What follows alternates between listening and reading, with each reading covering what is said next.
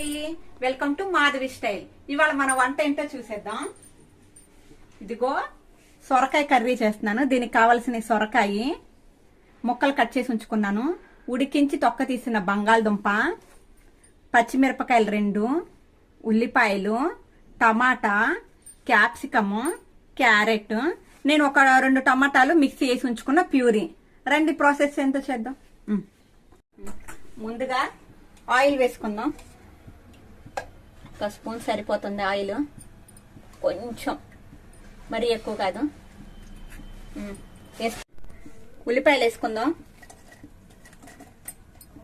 ఉల్లిపాయలు ఇప్పుడు ఇవి కొంచెం ఏగనివ్వాలి. ఉల్లిపాయ వేసాను. నేను 1 ఉల్లిపాయ కోసానండి, సరిపోతుంది. మనం చేసే కూరని బట్టి, మనం చేసే క్వాంటిటీని బట్టి చూసుకోవాలి. ఉల్లిపాయ,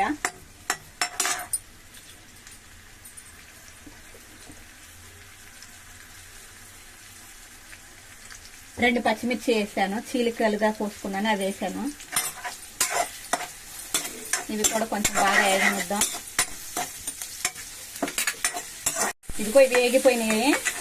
ఇప్పుడు మనం ఇందులో టమాటా వేసుకుందాం. టమాటా ముక్కలు,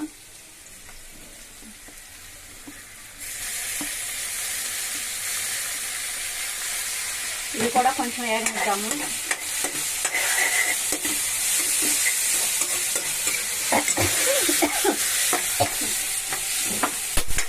వేగిందో లేదో చూద్దాం రండి.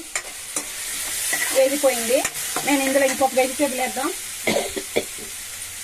క్యాప్సికం వేస్తున్నాను. క్యాప్సికం 2 ముక్కలు కిందపడ్డాయి. కలపాలి ఇది కూడా బాగా. క్యాప్సికం ఎక్కువ వేగన అవసరం లేదు, సరిపోతుంది.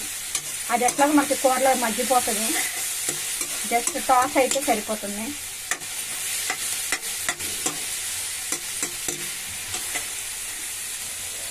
నెక్స్ట్ క్యారెట్ వేస్తున్నాను. క్యారెట్ కొంచెం తీసుకున్నానండి. క్యారెట్ మరి ఎక్కువైతే స్వీట్ అయిపోతుంది. క్యారెట్ కూడా వేగిపోయింది. నెక్స్ట్ మనం సొరకాయ వేసుకుందాం.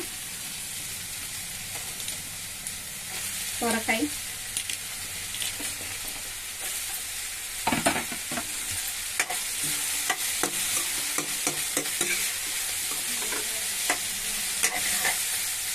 ఇది కూడా కొంచెం వేగాలి.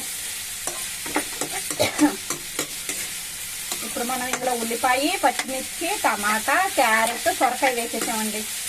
వెజిటేబుల్స్ అన్నీ పడిపోయినాయి. చక్కగా ఇలా వేసుకోవాలి. వేగిన తర్వాత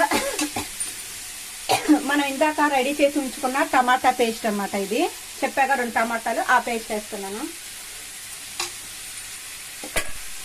ఈ టమాటా పేస్ట్ కూడా వేసేద్దాం.